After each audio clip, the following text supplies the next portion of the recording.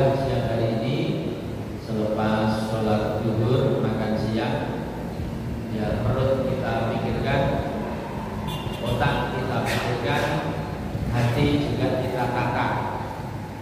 Kalau dalam lagu kebangsaan kita, sebelum membangun badan itu ya bangunlah jiwanya dulu. Dibangunlah jiwanya, baru bangunlah badannya. Itu amanat politik bagus kita. Lenggawe lagu rasa sembarangan maksudnya itu. Urut-urutannya itu bangunlah jiwanya, baru bangunlah badannya.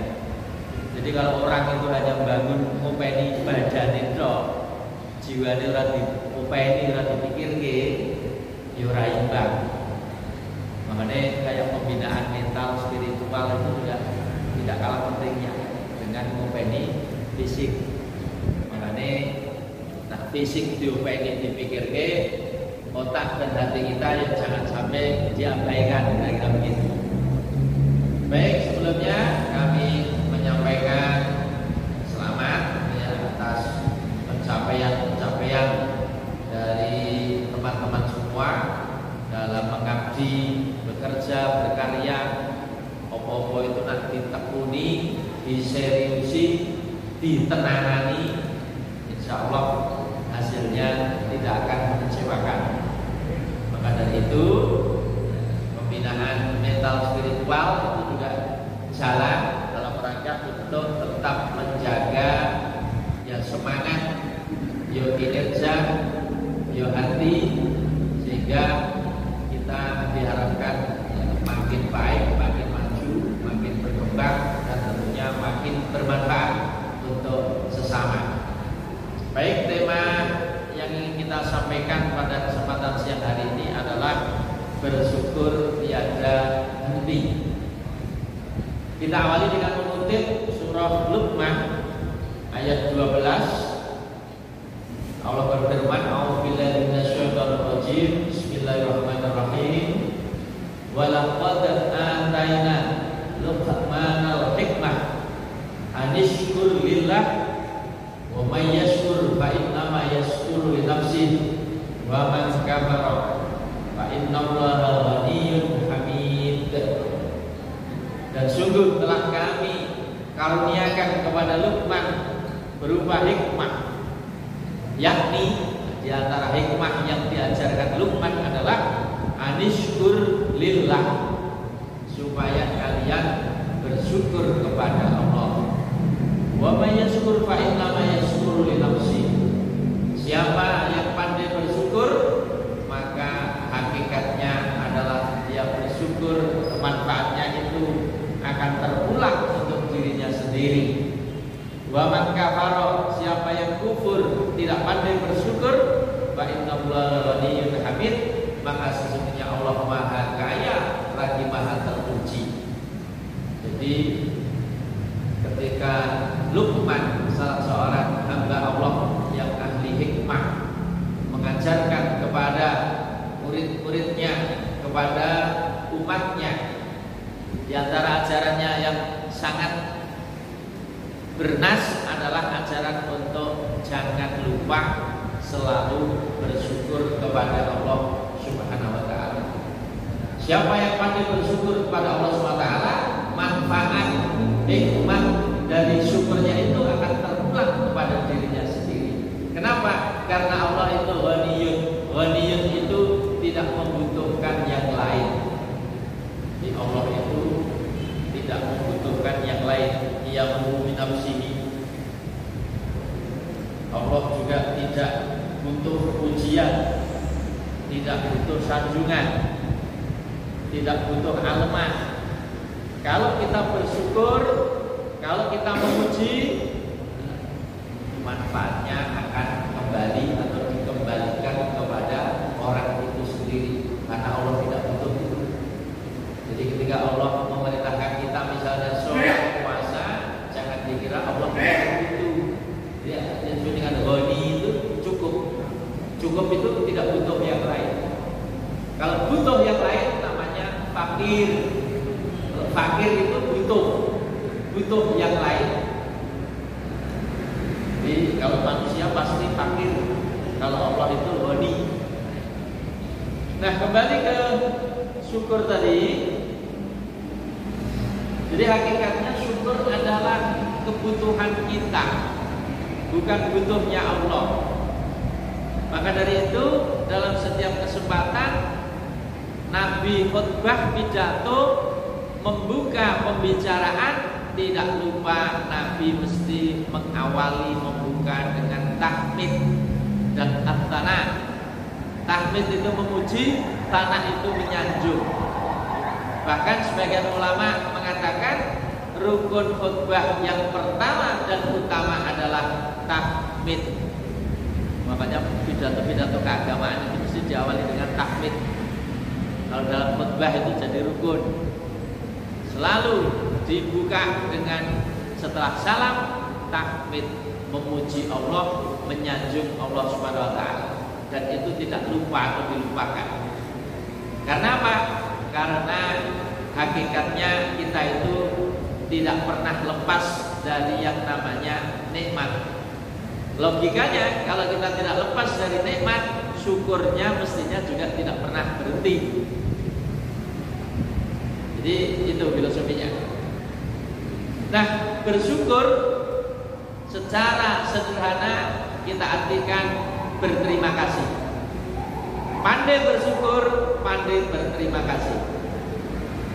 Bersyukur kepada Allah juga diwujudkan dengan bersyukur kepada sesama. Cuman kalau kepada Allah bahasanya kita bersyukur, kalau kepada manusia bahasanya kita berterima kasih. Tapi dua-duanya harus jalan. Dalam satu hadis Nabi mengatakan, "Malam yaskurin nas, lam yaskurillah." Siapa yang tidak pandai berterima kasih kepada manusia, sama saja tidak pandai bersyukur kepada Allah. Jadi kalau mau nyanjung itu dua-duanya disanjung. Allah kita sanjung, manusia juga kita sanjung. Tapi Allah kita dahulukan. Misalnya kita mencapai satu pencapaian yang luar biasa, Allah kita sanjung. Alhamdulillah, target penjualan toko kita, perusahaan kita terlampaui. Terima kasih teman-teman semua, para pegawai dan karyawan. Jadi Allah disanjung, terima kasihnya juga pada manusia. Itu yang lengkap begitu. Jangan hanya Allah saja atau jangan hanya manusia saja. Karena malam yaskurin nas, lam yaskurillah. Orang yang tidak pandai berterima kasih kepada orang, hakikatnya juga tidak pandai berterima kasih kepada Allah. Makanya dua-duanya kita sanjung, dua-duanya kita apresiasi, dua-duanya kita berterima kasih. Biasakan seperti itu. Nah, kadang-kadang kita itu muji ya pelit, terima kasih ya gengsi. Jadi atasan itu kepada bawahan itu jangan pelit memuji, jangan gengsi berterima kasih. Karena itu juga bagian dari akhlak. Walaupun juga sesekali juga jewer tidak apa-apa juga. Negur juga tidak masalah kalau memang perlu ditegur. Karena apa-apa itu butuh keseimbangan. Tetapi kalau mau lebih sering, ya jangan lebih sering mencerca daripada memuji. Yang memuji harus lebih sering. Bisa jadi 5:1 atau 10:1 lah. Kita memuji 10 kali, mengkritik sekali misalnya. Karena kalau lebih banyak kritiknya daripada mujinya, ya kita dibenci orang juga. Kayak misalnya maido kalau nyeneni, pimpinan kayak misalnya maido kalau nyeneni anak gue ya rasanya. Jadi jangan pelit memuji dan berterima kasih. Kalau pekerjaan anak buah kita bagus, tepat waktu misalnya, rapi, bagus, teliti, cermat, pujilah. Bapak, saya terima kasih. Pekerjaan Bapak sangat memuaskan. Saya bangga dan bahagia punya karyawan seperti Bapak. Tolong ya Pak ya, dipertahankan. Syukur-syukur ditinggalkan. Terima kasih. Itu bagian dari memotivasi, bagian dari berterima kasih dan juga memuji. Tentu memujinya tulus, bukan modus, bukan dibuat-buat dan dipaksakan. Nah, berikutnya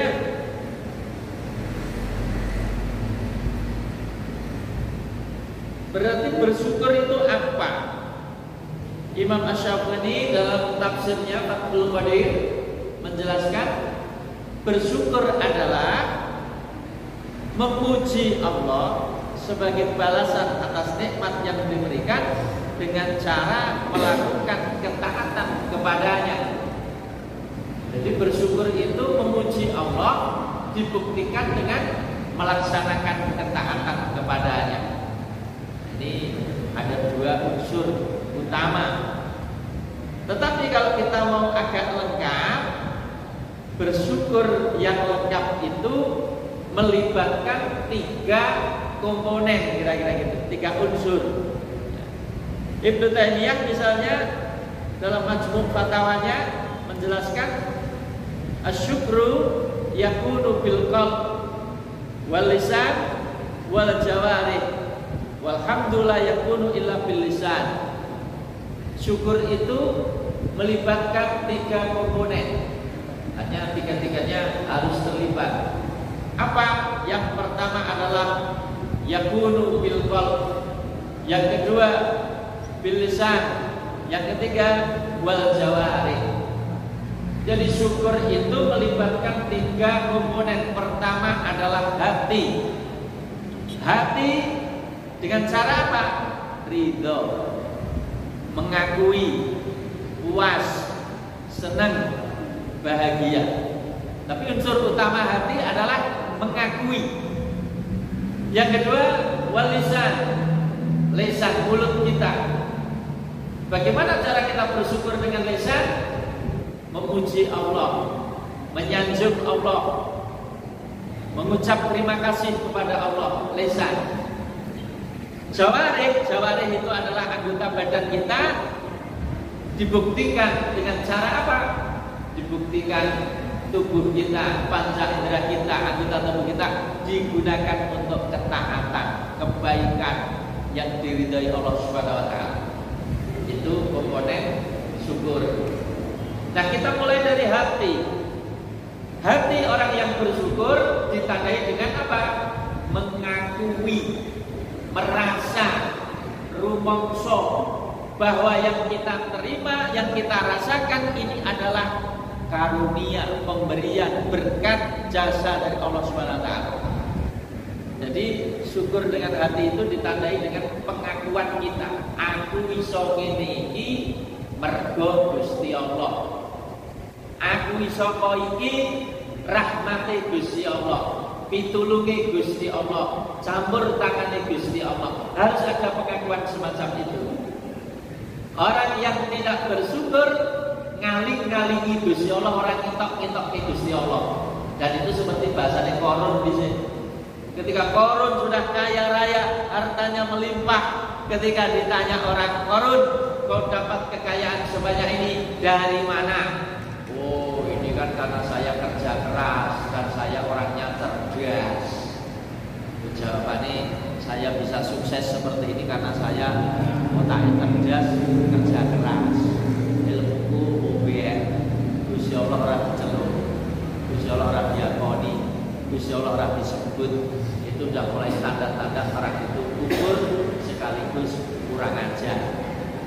Jadi yang pertama, syukur itu tandai bahwa hati kita mengakui bahwa kesuksesan yang kita terima tidak lepas dari campur tangan Allah Subhanahu wa taala.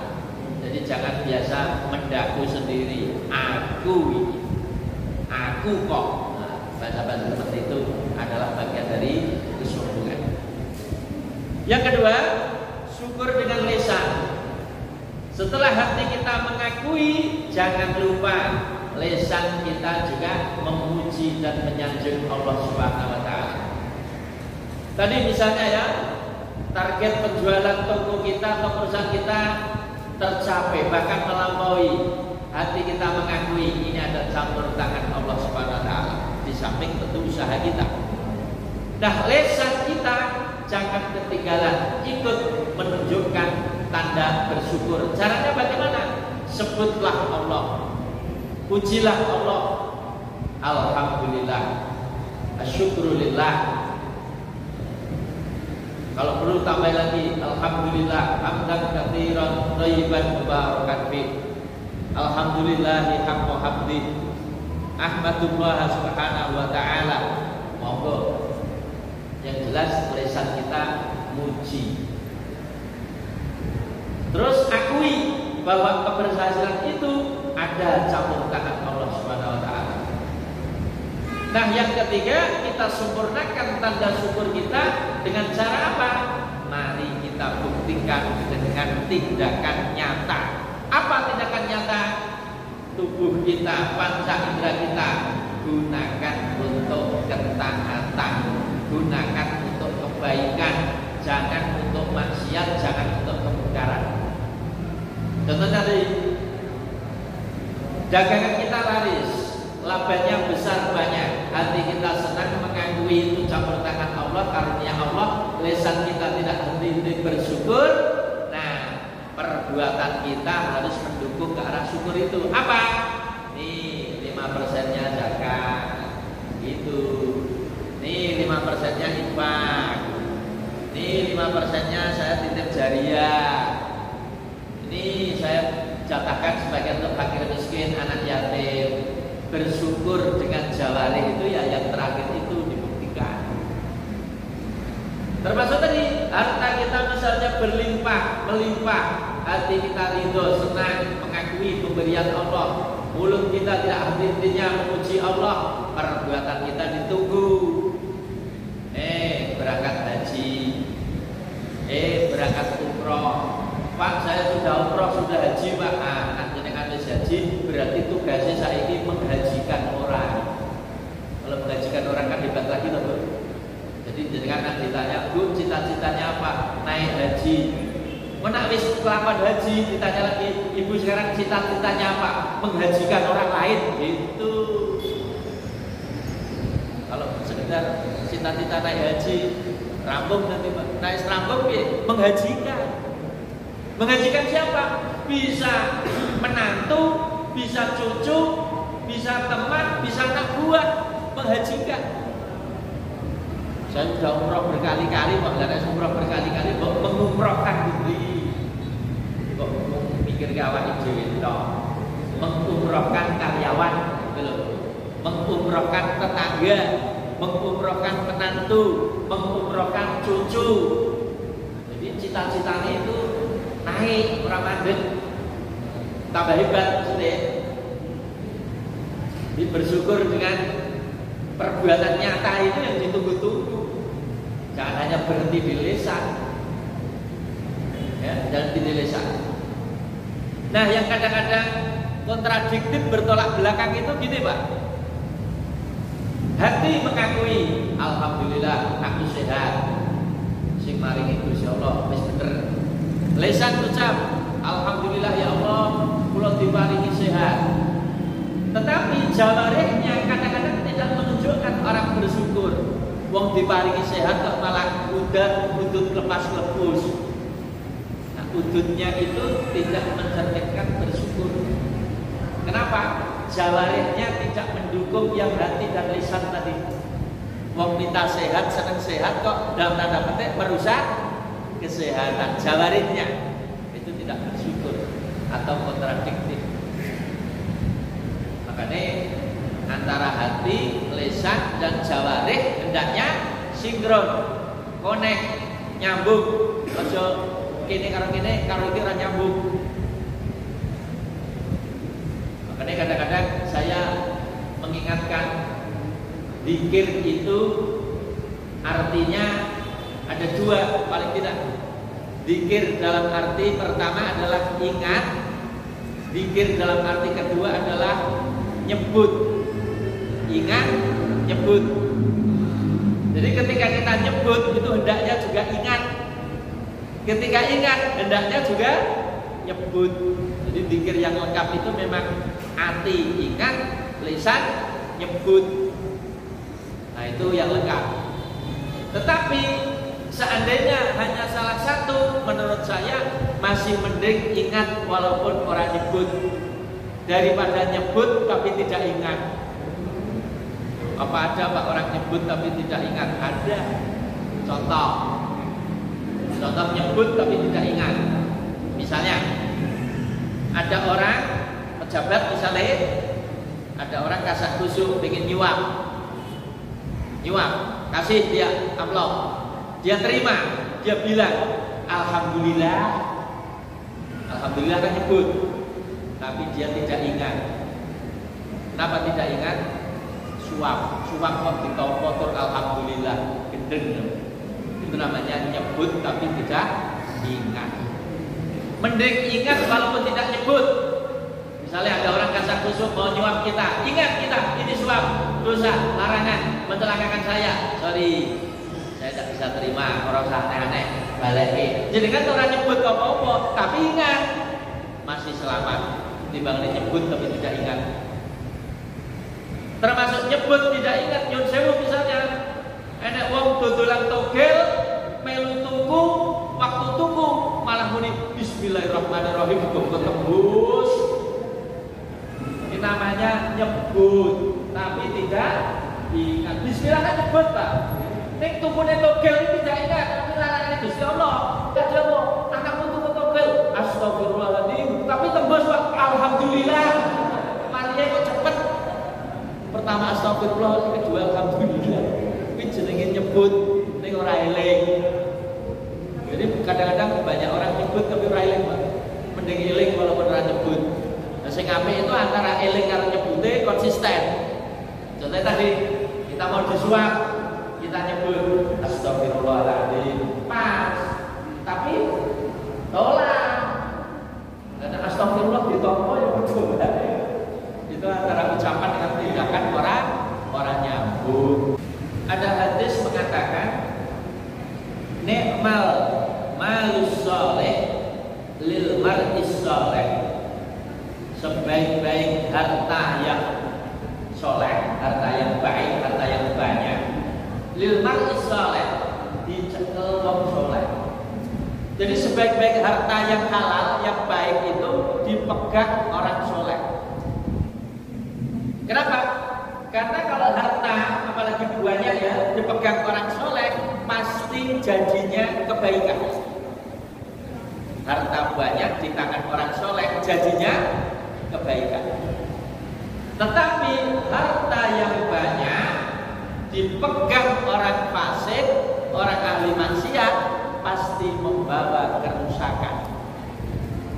Nah, contohnya misalnya dengan kaya raya. Dengan wong imane kuat kaya raya, insya Allah ditanjaki sing becik-becik. Misalnya ngumrohke karyawane 100, ngumrohke karyawan 100 kebaikan. Nyekolahke anak yatim 100 kebaikan. Ngaspal dalan sing isih elek-elek kuwi itu 10 kilo kebaikan. Bantu madrasah gedung sing kambruk pondok pesantren kebaikan. Harta banyak di tangan orang soleh membuahkan kebaikan. Tetapi harta yang banyak di tangan orang fasik, orang jahat, orang jelek, hasilnya juga keburukan. Malah bodoh, mercon sak kepel-kepel, jumlahnya 100, gunanya sebagai rara. Itu duit tapi ya musrah, ganggu kok. Bahkan di kampung saya kadang-kadang ada orang dari Jakarta malam bodoh malah ngebosi mendem cak nom-nom.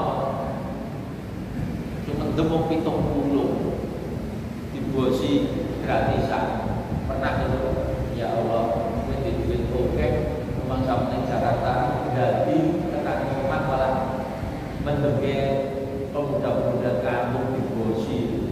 Itu harta di tangan orang fasik, jatuhnya kerusakan, keburukan. Makanya orang soleh lebih pantas untuk kaya sebenarnya, atau orang kaya itu lebih pantas dipegang orang soleh. Supaya apa? Supaya menghasilkan kebaikan, kemanfaatan. Sebab kalau dia jatuh ke tangan orang jahat, hasilnya juga keburukan. Sama juga kekuasaan. Kekuasaan itu akan lebih bermanfaat, akan lebih baik kalau dipegang orang-orang soleh, orang-orang benar, orang-orang jujur. Karena kekuasaan di tangan orang jahat juga akan menghasilkan keburukan dan kejahatan yang ujungnya adalah merugikan sesama. Makanya kadang-kadang kita itu juga jangan apa ya, jangan pasif, jangan mundur, jangan menjauh dari perniagaan, bisnis, politik.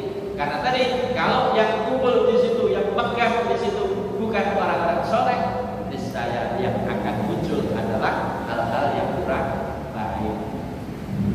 di sini kadang-kadang kita itu agak salah kaprah, salah paham ketika menganggap bersyukur itu terima itu wis ini wae. Jadi kadang-kadang kita disodori hadis misalnya, ya memang ada, tetapi konteksnya harus tepat. Ungduru ila man huwa asfala minkum wala taqduru man huwa fawqakum wa huwa ajdaru alla tasdaru nikmatallahi alaikum. Lihatlah, perhatikan orang-orang di bawahmu, jangan kau lihat atau selalu melihat orang di atasmu. Yang demikian itu supaya kamu mudah bersyukur kepada Allah dan tidak meremehkan nikmat yang sudah ada pada kamu. Konteks hadis ini harus kita pahami dalam konteks supaya kita mudah bersyukur, ya. Jadi kalau kita ingin mudah bersyukur itu memang kok delok sak sore Pak, mesti gampang bersyukur. Tapi ingat, kalau konteksnya supaya kita tambah maju, yo delok sak dhuwurmu. Pengen maju delok sak sore ya tak sido maju. Makanya tujuannya apa sih? Pak, saya tujuannya itu ben gampang bersyukur Pak, yo delok sak isormu. Piye Pak, piye caranya supaya saya pengen maju Pak, yo delok sak dhuwurmu. Jadi kepentingannya apa sih? Kalau kepentingannya pengen maju, ya delok sak dhuwure. Kalau kepentingannya supaya ben bersyukur, yo delok sak isore. Nah, itu mudah bersyukur gitu. Jadi kan misalnya kerja di rumah sakit, gajinya lumayan, supaya jenengan iso nyukuri kerja di rumah sakit, delengi sapa sak isore apa delok wong nganggur. Jadi kan delok wong nganggur mesti bersyukur. Lah, alhamdulillah gede gaya kae lho. Seprono-sprene boleh gaya ra kecekel-kecekel. Mesti jenengan gampang bersyukur, Pak. Jadi jenengan bandingannya karo wong nganggur. Tapi nek jenengan sing dibandingkan karo sing gajine sak dhuwure jenengan, karir sak dhuwure jenengan, angel bersyukur. Apa wae seneng banding-banding iki. Keperokok karo panas tok di sini. Jadi konteksnya apa dulu? Tapi kalau jenengan pengen maju loh ya. Ya ayo kita lihat dengan yang lebih bagus, yang lebih maju, yang di atas kita. Termasuk studi banding misalnya. Namanya studi banding, ya kita cari yang lebih bagus. Masa studi banding nyari yang lebih jelek? Di konteksnya apa dulu?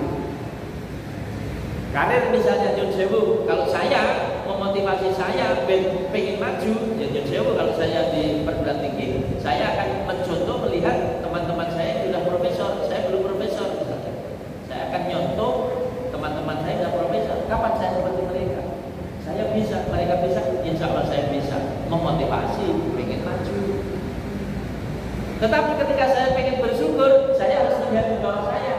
Baik, kalian serabutan, sok nyambut duit sok orang, sok itu bayaran sok orang, malah sok dihapusi barang kayak kita akan bersyukurnya di situ. Tapi untuk keseimbangan. Tapi kalau saya ditanya, justru kalau kita ingin makin maju, hakikatnya hendaknya kita ingin semakin bersyukur. Contoh catat ya. Kalau kita ingin makin maju, hendaknya kita ingin mewujudkan rasa bersyukur itu lebih. Karena dengan kita maju misalnya karir, kesempatan peluang untuk bersyukur juga semakin besar. Contoh misalnya, kalau saya belum profesor, apa nyumbang masjid misalnya 500.000 tekan 1 juta, atau mikir-mikir aku.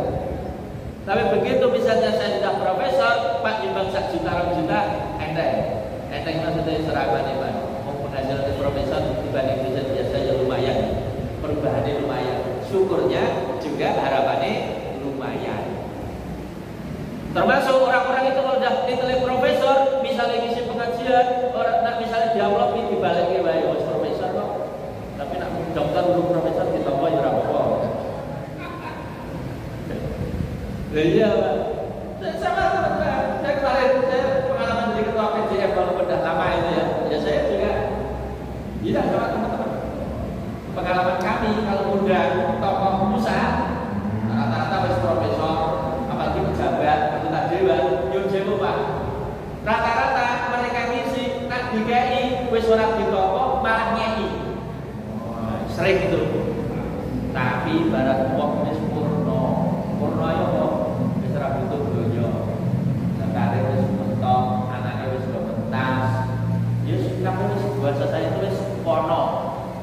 Sehingga kok ngono wis ora penting. Dibalik itu malah kayak kemarin waktu ngadakan acara Bakar Muhammad yang Nek Tersono itu kita undang pembicaranya Bupati Karanganyar, Mbak Didiat Mono, Bupati Karanganyar. Wis orang yang ngoni, orang ngamlopi, malah batu saya kan suka, malah babi. Kenapa? Bupati wis kono dari sisi harta diserangkum. Artinya apa? Suatu saat kita bisa seperti itu. Jadi ketika kita makin hebat itu sebenarnya kita ingin semakin bersyukur, bukan tamak, bukan rakus ya. Saya ingin semakin bersyukur, begitu caranya. Sehingga karir kita, kekayaan kita kejar sampai pol. Dengan cara itulah syukur kita juga akan semakin bertambah, berkembang. Harapannya seperti itu. Nah, sebagai penutup, saya akan mengakhiri dengan sebuah ilustrasi atau contoh. Karena saya maksimal sampai jam 2 saja, ada perlu kurang-kurang 5 menit yang lebih baik atau kurang 10 menit. Saya akhiri dengan sebuah cerita, ilustrasi lah. Hubungannya kalau memanfaatkan amalan dunia kalau akhirat. Alkisah diceritakan ada seorang pengembang perumahan yang punya karyawan atau pegawai, seorang arsitek yang ya intinya pekerjaannya bagus, rapi, sempurna, tepat waktu, tidak mengecewakan. Dan suatu ketika dia dapat proyek besar membuat 1000 rumah di satu perumahan. Dia pekerjakan karyawannya andalnya tadi, arsitek andalnya ini. Arsiteknya ini pekerjaannya rapi, bagus, tekun, telaten, tepat waktu, 1000 rumah ditarget 6 bulan selesai. Nah, setelah itu dia serahkan kunci sebagai simbol bahwa pekerjaannya sudah selesai. Sang pengembang itu puas. Nah, saya puas dengan pekerjaanku. Akhirnya sang pengembang bilang, tapi walaupun kamu sudah membuat 1000 rumah, saya masih punya satu permintaan. Apa? Tolong buatkan lagi 1 saja. Dilalah sang arsitek tadi itu wis setelah ingin Bali, setelah ingin istirahat. Ya kok wis gawe 1000 sing ditulungi kok gawe siji. Tapi wis ora pati karep, ora pati semangat. Akhirnya dia menolak. Sorry, bos, saya kalau suruh buat 1 lagi saya tidak sanggup. Kenapa? Saya wis kangen kampung halaman, saya ingin istirahat. Kata bosnya, ora mas, nggawe 1000 gelem kok, nggawe siji kok ora gelem, wis tulung disempat-sempat kek ngono lah. Rada dipaksa. Ya akhirnya karena setengah rada dipaksa, akhirnya dibuatkan juga. Tapi karena wis ora pati ikhlas, ora pati karep, ora pati niat, akhirnya garepe sak penake dhewe, ora pati tenanan. Bahane ya sak cekele, gambare ora apik-apik tenan, speke ya ora apik-apik tenan, ora pati karep, ora pati niat, ora pati ikhlas. Akhirnya jadi juga rumah 1000 yang 1001 yang nomor 1001 tadi.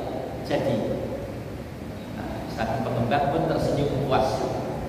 Akhirnya sang pengembang itu matur begini, Mas, saya puas dengan pekerjaanmu, dengan pengabdianmu, dengan karyamu. Sebagai tanda terima kasih dan rasa syukurku, maka rumah yang ke 1001 tadi saya hadiahkan untukmu, Pek. Kira-kira komentarnya gimana orang tadi? Itu misalnya terjadi pada jenengan. Kira-kira komentarnya gimana, Bu? Belum. Kenapa belum? Mesti nak awalnya muda ini. Wah, sebule kayak aku tuh. Misalnya ngerti kayak aku, lagi garap deh. Lalu nyampe HP jadi balik. Saya mau ngerti gua aku. Maunya kalau orang ngerti aku kayak aku. Tak garap sampai aku tiba itu malah gua aku merasa bodoh nggak? Ini hubungannya mau cerita ini kalau penutup pengajian ini kira-kira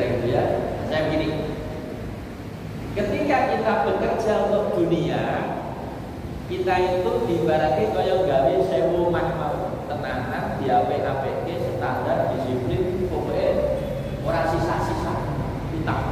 Itu nganggo pekerjaan dunia. Nah, yang rumah 1001 tadi itu adalah gambaran kebanyakan kita kalau bekerja untuk akhirat. Kurang-kurang, keret-keretan, orang pati niat, orang pati ikhlas. Tapi nanti gelone kapan saiki lu terasa gelo. Gelone nanti akhirat dihisab catatan didudoke iki lho amalan akhirat kuwi kok iki padahal mbok undur dhewe mbok rasake dhewe. Ngerti yang baku tak apik-apike. Tapi ora baku. Amal itu tidak seperti itu. Kita nanti nek dunia iki urip pati sadar amal akhirat itu nanti yang kita juga yang gunduh. Tetapi karena kita lengkeke nanti setelah di akhirat, kadang-kadang kita sekarang ini sembrono, ora pati tenanan, ora pati ikhlas gelone nanti kalau sudah sampai akhirat. Bahkan di alam kubur sudah bisa merasakan gelo. Karena dalam Al-Quran banyak diceritakan ayat orang yang sudah di alam kubur merengek-rengek mimpi minta dihidupkan, dikembalikan lagi ke dunia. Ayatnya kan banyak itu ya. Farjina na'mal sholihan, kembalikan kami ke dunia, kami akan beramal soleh yang banyak, lebih banyak yang sudah kami lakukan. Banyak mayit di alam barzakh bermimpi supaya bisa dihidupkan kembali ke dunia. Kalau hidup kembali di dunia, dia ingin beramal yang sebanyak-banyaknya. Jadi gelone ning bumi, gelone keri. Maka dari itu, Bapak Ibu semua, lewat kesempatan ini saya mengajak mengimbau khususnya diri saya, kalau kita bekerja untuk dunia bisa tenanan maksimal serius, harapan kami waktu yang lain untuk ibadah untuk Allah juga sama sergepe, sama apike, sama kiyenge. Aja bondo nyoncinya dulu akhirat klewo-klewo ki santai santai ora semangat, karena suatu saat nanti penyesalan itu bisa jadi akan menghampiri kita karena ketika di dunia kita orang tenanan. Saya kira itu saja Bapak Ibu yang dirahmati Allah SWT. Tema kajian siang hari ini berbicara seputar syukur dan hakikat syukur. Semoga kita termasuk orang-orang yang pandai bersyukur, ahli bersyukur, sehingga sesuai dengan janji Allah, kalau kita pandai bersyukur, nikmat akan terus ditambah dan dilipatkan. Sebaliknya, kalau kita kufur, siksa Allah sangat pedih. Jadi, kalau kita pandai, syukurilah, niscaya kepandaian itu akan semakin ditambah. Kalau kita kaya, bersyukurlah, dengan bersyukur itu semoga kekayaan kita semakin bertambah. Tapi tolong kalau miskin sabar saja, jangan disyukuri. Sebab kalau miskin disyukuri sesuai janji Allah, sesuatu yang disyukuri itu akan ditambah. Kalau miskin disyukuri, tahun depan akan tambah miskin. Makanya miskin itu sabar, jangan bersyukur. Karena kadang-kadang ada orang yang gaya, nak kaya bersyukur, lumrah. Aku gitu, miskin bersyukur, pantesan miskin murai lagi lah. Miskin bersyukur yang ditambah miskin. Jadi yang disyukuri itu yang positif-positif saja, ben ditambah. Sing elek-elek iki sabar. Sabar dalam arti yo cak iso iki awal dari itu keluar dari itu. Maka